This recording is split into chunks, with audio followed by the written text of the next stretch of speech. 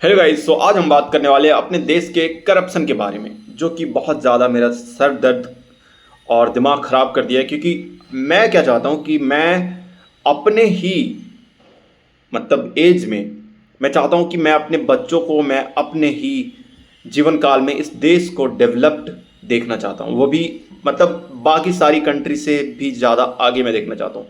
और मुझे लग रहा है कि ये हो नहीं पाएगा। तो इसीलिए मैं चाहता हूँ कि अभी का जो जेनजीज है उसको सारे को पता होना चाहिए कि भाई चल क्या रहा है। तो देखो चल ये रहा है कि मैं अभी तुम्हें ये बताता हूँ कि चल क्या रहा है।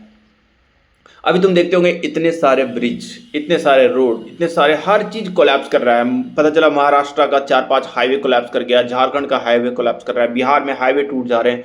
13-13 किलोमीटर के हाईवे को बनाने के लिए लगते हैं 7,000 करोड़ रुपए। भाई पर किलोमीटर 500 करोड़। कोई सेंस है इस बात की?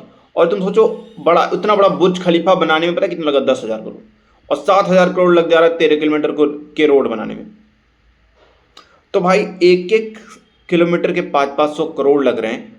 और वो चल रहा है 2 महीना। पहली बार बारिश हुआ मुंबई में, मिसिंग लिंक जो बनाया गया, पहली बार बारिश हुआ और ऐसे ढह गया जैसे कि मतलब उसका कोई मतलब ही नहीं है, पूरा कमजोर, पूरा गिर के बर्बाद हो गया। और पता है ऐसा हो क्यों रहा है? क्योंकि वो बर्बाद हुआ, इसके कारण क्या होगा कि वो फिर से उसमें पैसे पास किए जाएंगे और फिर से करप्शन होगा और फिर मतलब नेता मंत्री जो भी हैं तो ऑफिसर सारे लोग पैसे कमाएंगे। मैं तुमको बताऊं कि इस दुनिया का सबसे बड़ा बेरोजगार लोग पता है कौन है? इस देश के नेता और इस देश के ऑफिसर्स। वो कुछ नहीं करते, वो कोई वैल्यू सिस्टम में नहीं ऐड कर रहे हैं, वो कुछ ऐसा चीज नहीं बना रहे हैं जिससे कि सोसाइटी में एक ग्रोथ हो सके। वो अच्छे से रूल्स को भी इम्प्लीमेंट नहीं कर पा रहे हैं। हर जगह तुम देख रहे होगे किडनैपिंग, चोरी, रेप के केसेस बहुत लगातार बढ़ रहे हैं, क्राइम बढ़ रहा है। इसका मतलब वो कोई वैल्यू ऐड नहीं कर रहे हैं। और वो उससे ज़्यादा तो वो खुद गुंडे हैं, वो खुद काम कर रहे हैं और खुद लूट रहे हैं पैसे। और पैसे लूट रहे हैं और पैसे लूट के वो खुद का जो है पैकेट भर रहे हैं। अब तुमको बताओ, जो जिस जहाँ पे 7,000 करोड़ लगे होंगे, मतलब वो 7,000 करोड़ में पता है कितना खर्च हुआ होगा? 1,000 करोड़। 6,000 करोड़ सिर्फ बट गया उन नेताओं के बीच, उन अधिकारियों के बीच, उन ऑफिसर्स के बीच। अब बताओ, जो जिसे 7,000 करोड़ में बनना था उसे बनाया गया सिर्फ 1,000 करोड़ में, या फिर 1,000 करोड़ भी नहीं लगा होगा, 700 करोड़ में बनाया गया होगा। तो हमारे टैक्स मनी जो डायरेक्टली हम लोग का जो पैसा है वो डायरेक्टली उन लोगों के जेब में जा रहा है, डायरेक्टली उन लोगों के जेब में जा रहा है। और इससे क्या हो रहा है तुम सोचो, ये लोग मर्डरर हैं, ये लोग डायरेक्टली मर्डर कर रहे हैं क्योंकि ये लोग खराब बना रहे हैं। अब उससे क्या होगा कि लोग, गाड़ियां जाएंगे उसमें, लोग जाएंगे और उसी पे ब्रिज गिर जाता है। तो कभी ब्रिज पूरा गिर गया, लोग मर गए, गड्ढे में गिर गए और उनकी जान चली जाती है। तो उसका जिम्मेवार कौन है? इस सारे लोग उसके जिम्मेवार हैं। एक ऐसा रूल बनना चाहिए जो ये बताए कि अगर सरकार के किसी भी गलती के कारण एक भी इंसान अगर मरता है तो उसे उस पोस्ट से डायरेक्टली टर्मिनेट कर दिया जाएगा। रेजिग्नेशन नहीं, टर्मिनेट। No choice. समझ रहे हो? No choice. डायरेक्टली उस पोस्ट से टर्मिनेट या फिर रिजाइन कर देना पड़ेगा। उसके जगह पे कोई और आएगा। और इन सारे नेताओं, मंत्री, देखो जितने भी ऑफिसर्स हैं भाई, ऑफिसर्स हैं वो तो सैलरी लेते हैं, लेकिन उसके साथ वो बहुत ज़्यादा करप्ट हैं, बहुत ज़्यादा करप्शन करते हैं।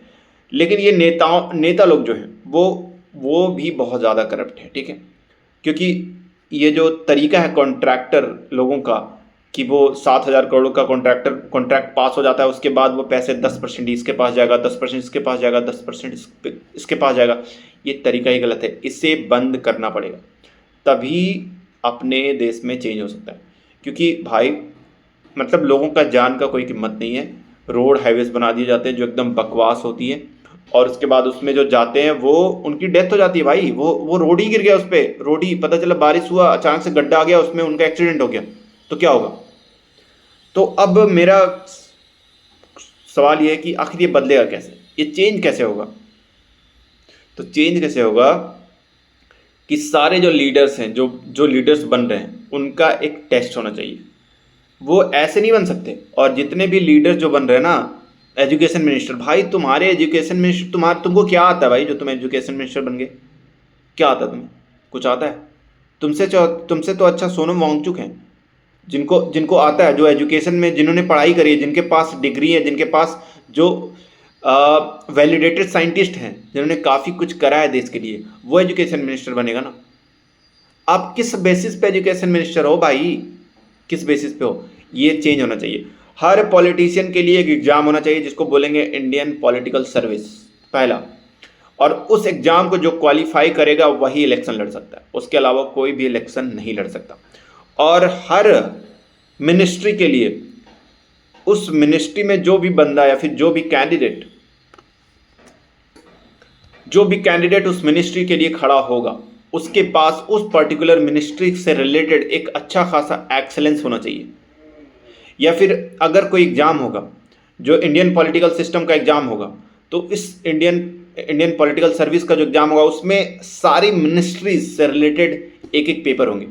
जैसे ग्रेजुएशन में क्या होता है कि हम ऑनर्स पेपर लेते हैं, राइट? तो उसमें सारी मिनिस्ट्रीज से रिलेटेड एक एक पेपर होगा और उस पेपर से रिलेटेड सारे क्वेश्चन, सारे चीज़ें होगी जिसको उनको पास करना होगा, तब वो मिनिस्टर बन सकते हैं। ये रूल होना चाहिए, समझ रहे हो? और इसके साथ क्या होना चाहिए, मैं सारी चीज़ें बताऊंगा, मैंने हर चीज़ लिख के रखी है, मैं तुम्हें बता रहा हूँ कि ये सारी चीज़ें होनी चाहिए, राइट? किसी भी एरे गैरे को मिनिस्ट्री नहीं देना, किसी भी एरे गैरे को मिनिस्टर नहीं बनाया जाना चाहिए, समझ रहे हो?